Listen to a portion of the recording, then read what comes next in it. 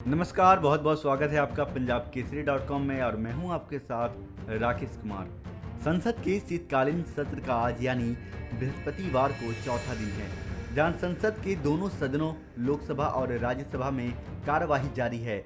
लोकसभा में जम्मू कश्मीर आरक्षण संशोधन विधेयक और जम्मू कश्मीर पुनर्गठन विधेयक पेश होने के बाद अब इसे राज्यसभा में पेश किया जाएगा। बुधवार को निचले सदन में इस बिल पर चर्चा करने के दौरान खूब हंगामा हुआ। केंद्रीय गृह मंत्री अमित शाह ने जम्मू कश्मीर को लेकर देश के प्रथम प्रधानमंत्री पंडित जवाहरलाल नेहरू की नीतियों पर जमकर निशाना साधा। अमित शाह ने कल कहा था कि नेहरू की गलती के कारण जम्मू कश्मीर का एक हिस्सा पाकिस्तान के कब्जे वाला कश्मीर यानी पीओके बन गया। उनके इस बयान पर सदन में कांग्रेस के सदस्यों ने खूब हंगामा किया। तो लोकसभा में कांग्रेस के नेता अधीर रंजन चौधरी ने शाह के बयानों को लेकर बीजेपी पर बड़ा हमला बोला। उन्होंने कहा कि अगर इनमें हिम्मत है तो 2024 से पहले पीओके छीनकर दिखाएं। सुनिए अधीर रंजन चौधरी ने क्या कुछ बोला। हिंदुस्तान के इतिहास के बारे में सिर्फ अमित शाह जी रूबरू नहीं है। बीजेपी पार्टी को किसने रोका?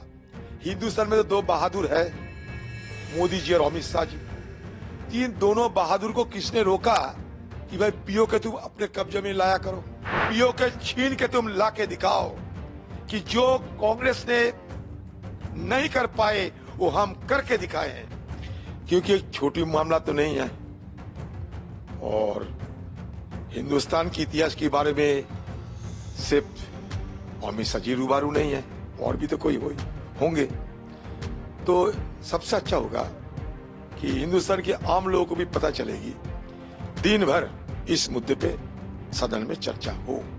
नंबर 1। नंबर 2, मान लीजिए नेहरू ने गलती की, जैसे कि अमित शाह जी ने और सारे बीजेपी पार्टी ने दशकों से शिकायत दर्ज करते रहे। यही है ना बात।